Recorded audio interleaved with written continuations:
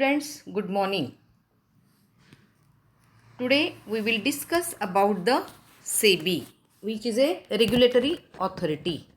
So, SEBI means Security and Exchange Board of India, was constituted on April 12, 1988 as a non-statutory body.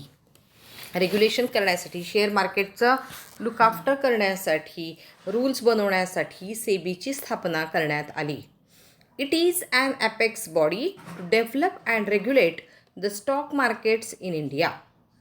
SEBI is the regulatories और SEBI is the regulator for the securities market in India. भारतामध्ये share market control करण्यासाठी, security market control करण्यासाठी, regulate करण्यासाठी सेबीची स्थापना करण्यात आली. आणि ही कुणी केलेली आहे तर गव्हर्नमेंटनी केलेली. आणि केव्हा केलेली आहे तर 12 एप्रिल 1988 रोजी. ओके. आणि स्टॅट्युटरी फॉर्ममध्ये ही केव्हा आली 1992 विथ सेबी ॲक्ट 1992. मग एक ॲक्ट केला गेला आणि या ॲक्टनुसार इंडियन पार्लमेंटमध्ये हा ॲक्ट पास केला गेला. आणि त्यानंतर काय झालेलं आहे की तिचं कामकाज सुरू झालेलं आहे. ओके. कुठे आहे SEBI? What is the location of SEBI? So headquarter Bandra Kurla complex in Mumbai, Maharashtra. त्याचं हेडक्वार्टर हे मुंबईला आहे. आणि बाकी ऑफिसेस न्यू दिल्ली, कोलकाता, चेन्नई आणि अहमदाबादला आहे. ओके. आता आणखी त्यांनी it has open local offices at Jaipur and Bangalore and was planning to open offices at Guwahati, Bhubaneswar, Patna, Kochi and Chandigarh. आता कशासाठी, what is the reason for establishment of SEBI? कोणत्या कारणांमुळे सेबीची स्थापना करण्यात आली? तर फर्स्ट आपल्याला माहिती की शेअर मार्केटच्या प्राइसेस ज्या आहेत ह्या प्राइसेसमध्ये स्टॅबिलिटी ठेवण्यासाठी, ते प्राइसेस रेग्युलेट करण्यासाठी सेबीची स्थापना झाली. Started in stock market such as price rigging, then unofficial premium on new issue. जेव्हा IPO असतो, इनिशियल प्राइस ऑफर असतात, फर्स्ट इश्यू असतो, तर त्या ठिकाणी काय केलं जातं की बऱ्याच कंपन्या ह्या प्रीमियम चार्ज करून शेअर्स विकत असतात. तर हे जे आहे अनऑफिशियल प्रीमियम ते आपल्याला काय करायचं आहे, अवॉइड करायचं आहे सेबीला. म्हणून सेबीची स्थापना करण्यात आली. Then delay in delivery of shares घेतल्यानंतर ते आपल्या ताब्यात मिळायला खूप किचकट प्रक्रिया असते ती, आणि होती म्हणजे म्हणायचं. आणि शेअर्स आपल्या ताब्यात मिळायला खूप वेळ लागायचा. तर हा डिले अवॉइड करणं. आता तर सगळं काय आहे, ऑनलाईन आहे, सर्टिफिकेट आहेत, त्यामुळं हे काम खूप सोपं झालेलं आहे. Then violation of rules and regulations of stock exchange and listing requirement.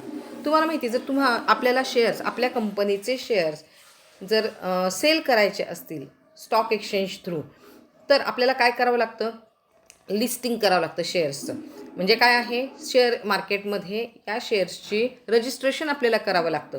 मग हे रजिस्ट्रेशन करण्याची जी प्रोसिजर आहे ही खूप लेंदी आहे, क्लिष्ट आहे. आणि मग हे काय करायचं आहे, सगळी प्रोसिजर सोपी करण्यासाठी, इझिली आपण आपल्याला शेअर मार्केटमध्ये लिस्टिंग करावं यासाठी सेबीची स्थापना झालेली आहे. So government of India decided to set up an agency or regulatory body known as security exchange board of India. आणि मग गव्हर्नमेंटनीच काय केलेलं आहे की या सगळ्या किचकट प्रक्रिया सोपी करण्यासाठी, शेअर्सच्या प्राइसेस स्टेबल ठेवण्यासाठी, त्यानंतर शेअर्सची डिलिव्हरी इझी व्हावी, क्विक व्हावी, यासाठी काय केलेलं आहे की सेबीची स्थापना केलेली आहे. आता हे सध्याचे मेंबर्स आहेत, हे मेंबर्स चेंज होत राहतात. पण what is the actual membership of SEBI ते आपण पाहूया. की हे सेबीचं कामकाज पाहत असताना याच्यामध्ये काय काय आहे, तर एक चेअरमन असतो, देन 2 मेंबर्स असतात. बघा, chairman of SEBI is appointed by union government of India. ठीक आहे, सेबीचं chairman union government, central government करतं. देन 2 मेंबर्स, 2 असतात member, officers from union finance minister. मग केंद्रीय वित्त मंत्रालयातील जे ऑफिसर्स आहेत ते त्यांचे मेंबर्स असतात. आणि एक मेंबर हा RBIचा असतो. त्यानंतर राहिलेले 5 मेंबर आहेत हे nominated by union government of India. आणि जे 5 मेंबर आहेत म्हणजे पहिला एक चेअरमन आहे, त्यानंतर 2 मेंबर आहेत. हे 2 मेंबर काय आहेत, एक युनियन फायनान्स मिनिस्टरचा ऑफिसर असतो आणि दुसरा RBIचा मेंबर असतो. आणि नंतर आणखी 5 मेंबर असतात. हे 5ही मेंबर युनियन गव्हर्नमेंट नॉमिनेट करत असतं. आणि त्याच्यातले 3 मेंबर्स हे होल टाईम मेंबर्स असतात. होल टाईम म्हणजे पूर्ण वेळ काम करणारे 3 मेंबर त्यातले असतात. ओके, आता होल टाईम मेंबर म्हणजे नक्की काय, तर whole time member means a person who works for minimum 35 to 40 hours a week are counted as an whole time member. म्हणजे सेबीच्या साठी काम करायला त्यांनी एका आठवड्यातले 35 ते 40 तास दिले पाहिजे, तर तो काय आहे, होल टाईम मेंबर आहे. And part time member means a person who works between 1 to 34 hours in a week. आणि 34पेक्षा कमी तास काम केलं त्याने तर तो काय झाला, पार्ट टाईम मेंबर. तर असे हे मेंबर्स इथे काम करत असतात. ओके, आता what are the objectives of SEBI, काय उद्दिष्ट आहेत, तर पहिलं काय आहे की जे इन्व्हेस्टर्स आहेत, जे शेअर मार्केटमध्ये शेअर्स खरेदी करतात, प्रेफरन्स शेअर्स खरेदी करतात, डिबेंचर्स खरेदी करतात, बॉन्ड्स खरेदी करतात, या सगळ्या इन्व्हेस्टरचं इंटरेस्ट प्रोटेक्ट करणं. म्हणजे काय, त्यांचे इंटरेस्ट काय आहे की त्यांना जास्तीत जास्त डिव्हिडंड पाहिजे, कॅपिटल ॲप्रिसिएशन झालं पाहिजे, त्यांच्या शेअर्सच्या प्राइसेस चांगल्या राहिल्या पाहिजेत, त्यांना वेळच्या वेळी डिव्हिडंड मिळाला पाहिजे, डिबेंचर असेल तर वेळच्या वेळी इंटरेस्ट मिळालं पाहिजे. तर हे सगळं प्रोटेक्ट करण्याचं काम काय आहे, सेबीचं आहे. The overall objective of SEBI are to protect the interest of investors and to promote the development of stock exchange and to regulate the activities of stock market. सगळ्या ॲक्टिव्हिटीज स्टॉक मार्केटच्या रेग्युलेट करणं, त्याच्यावरती नियंत्रण ठेवणं, त्यानंतर ह्यांचे जी इन्व्हेस्टमेंट आहे ती सेफ कशी राहील या दृष्टीने प्रयत्न करणं हे सेबीचं काम आहे. Then to regulate and develop a code of conduct for intermediaries such as brokers, underwriters etcetera. बरं, शेअर मार्केट म्हटलं की तिथे काय आहेत की शेअर्सची खरेदी विक्री करणारे दलाल आहेत, ब्रोकर्स आहेत, अंडररायटर्स आहेत, आणि मग यांच्यासाठी कोड ऑफ कंडक्ट, यांचे काही नियम असतात की यांनी कुठले रूल्स फॉलो केले पाहिजेत, कोणते रेग्युलेशन्स फॉलो केले पाहिजेत. तर ते डेव्हलप करणं, ते रेग्युलेट करणं हे सेबीचं महत्त्वाचं उद्दिष्ट आहे. Then to prevent fraudulent and malpractices by having balance between self regulation of business and its statutory regulations. ज्या माल प्रॅक्टिसेस चालतात शेअर्सच्या प्राइसेसमध्ये किंवा त्यांच्या खरेदी विक्रीमध्ये, तर यांच्याकडे लक्ष ठेवणं, त्या अवॉइड करणं, त्या रेग्युलेट करणं हे काय आहे, सेबीचं काम आहे. Then what are the functions of SEBI, आणखी काय काय कार्य करते. The SEBI perform functions to meet its objective. To meet 3 objectives SEBI has 3 important functions. 3 important functions आहेत. याच्यामध्ये एक आहे प्रोटेक्टिव्ह फंक्शन. आता प्रोटेक्टिव्ह फंक्शन आहे, डेव्हलपमेंटल फंक्शन आहे.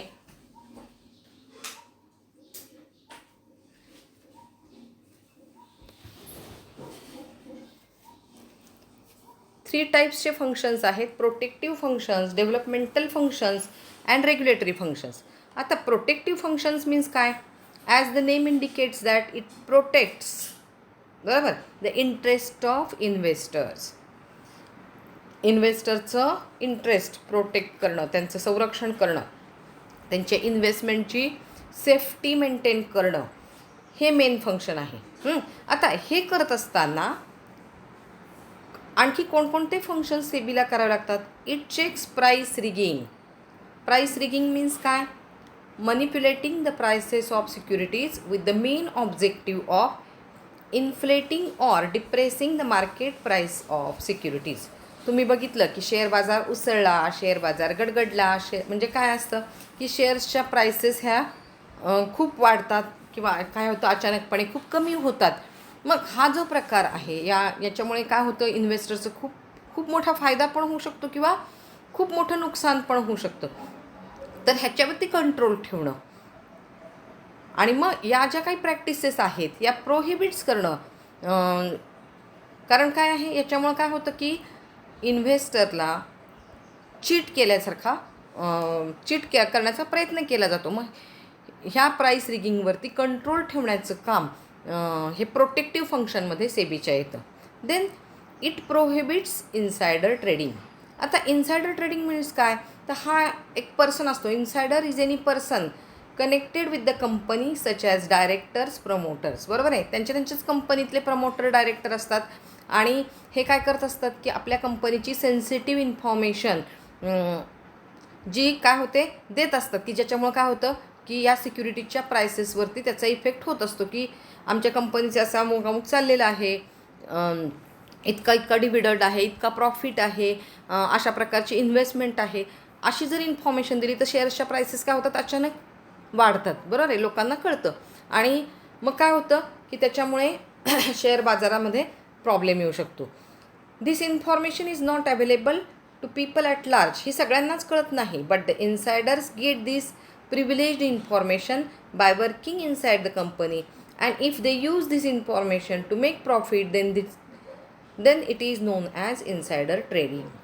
बघा, आणि मग अशा प्रकारची इन्फॉर्मेशन देऊन शेअर्सची जास्तीत जास्त सेल करणं आणि प्रॉफिट मिळवणं, हे करणं म्हणजे काय आहे, इन्सायडर ट्रेडिंग. इन्सायडर ट्रेडिंग म्हणजे काय, इनसाईड कंपनीच्या आतल्या लोकांनीच कंपनीच्या परफॉर्मन्सबद्दल, ॲक्टिव्हिटीजबद्दल माहिती देणं, सिक्रेट इन्फॉर्मेशन शेअर करणं आणि त्यानुसार शेअर्सची विक्री करणं किंवा खरेदी करणं, याला काय म्हणायचं, इन्सायडर ट्रेडिंग. फॉर एक्झाम्पल बघा, आता इथे एक्झाम्पल पण मी दिलेलं आहे. The directors of a company may know that company will issue bonus share to its shareholders at the end of the year, and they purchase shares from market to make profit with bonus issue. This is known as insider trading. आता काही डायरेक्टरना माहिती असतं की काय आहे, यावर्षी bonus shares देणार आहे, म्हणजे शेअर्सची संख्या वाढणार आहे.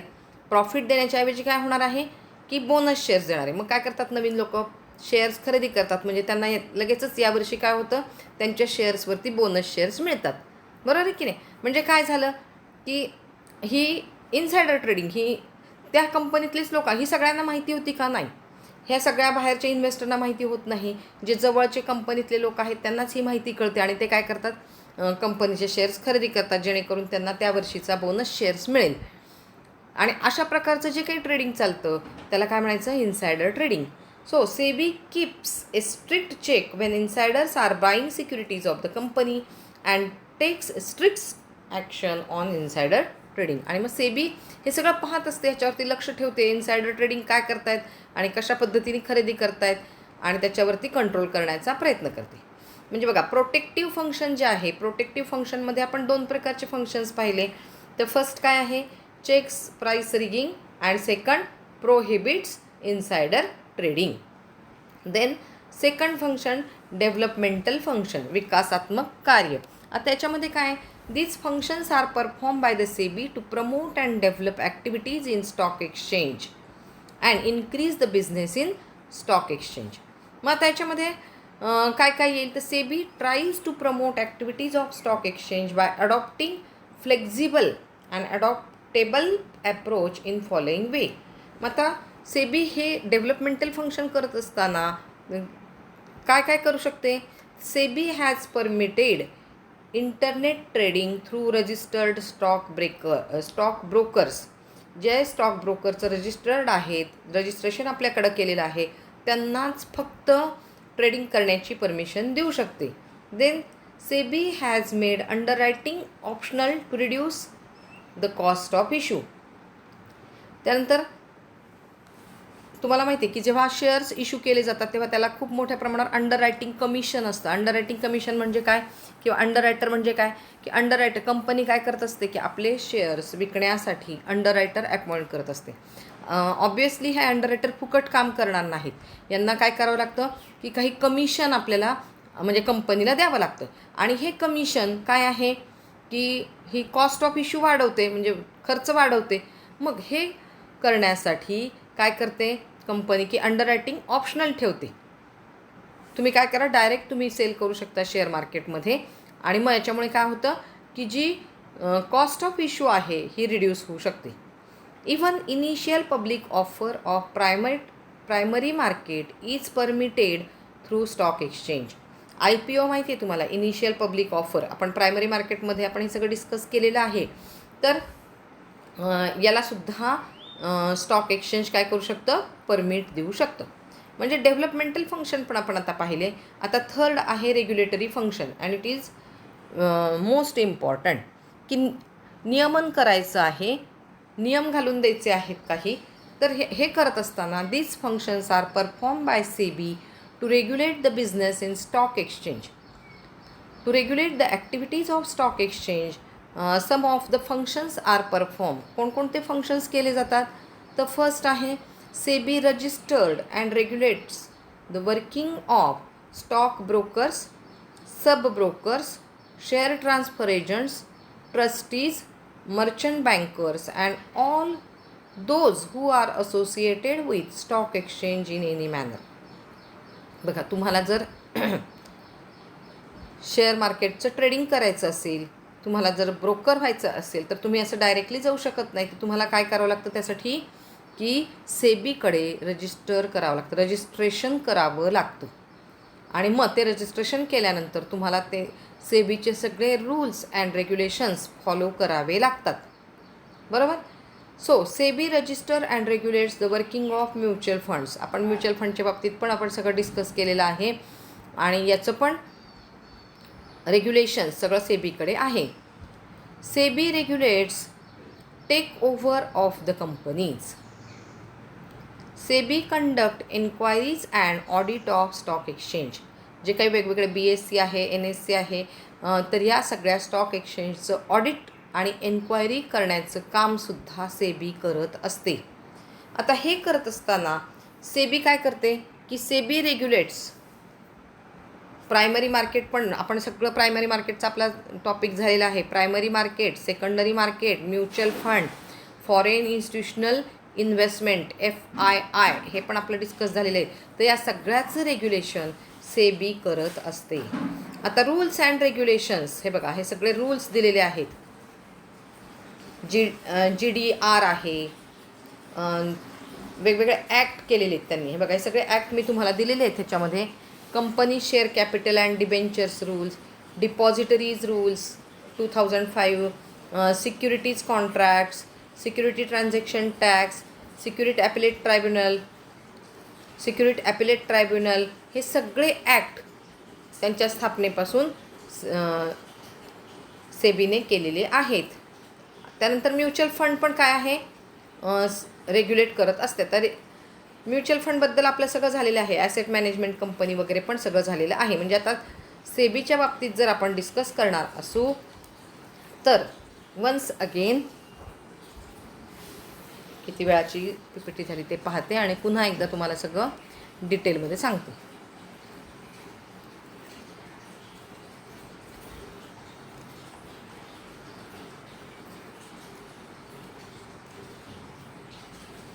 So SEBI means Security and Exchange Board of India, established on 1988, but actual working started at 1992 after SEBI Act. Headquarter in Mumbai and branches are Delhi, Kolkata, Chennai and Ahmedabad. कशासाठी, objective काय आहेत, members किती असतात, एक chairman जो union government of India appoint करतो, 2 members असतात, एक युनियन फायनान्स मिनिस्टरचा ऑफिसर असतो, सेकंड RBIचा एक मेंबर असतो आणि आणखी 5 मेंबर असतात. म्हणजे टोटल 7 मेंबर आणि एक चेअरमन असतो. आता ह्या 5 मेंबरमधले 3 member government of India appoint करते आणि त्यातले होल टाईम मेंबर 2 असतात की जे 35 ते 40 तास काम करत असतात. कशासाठी सेबीची स्थापना झालेली आहे, to regulate the activities of stock exchange and to protect the rights of investors. Then 3 functions पाहिले, protective functions, developmental functions and regulatory functions. Okay. Then SEBI regulates primary market, secondary market, mutual fund and FII आणि वेगवेगळे rules हे सगळे मी तुम्हाला PPTमध्ये दिलेले आहेत. Mutual फंडचं आपलं झालेलं आहे त्याच्यामुळे पुन्हा रिपीट करत नाही. Okay. P P T send करते, ती पहा, व्हिडिओ पहा, तुम्हाला लक्षात येईल. Okay, bye bye.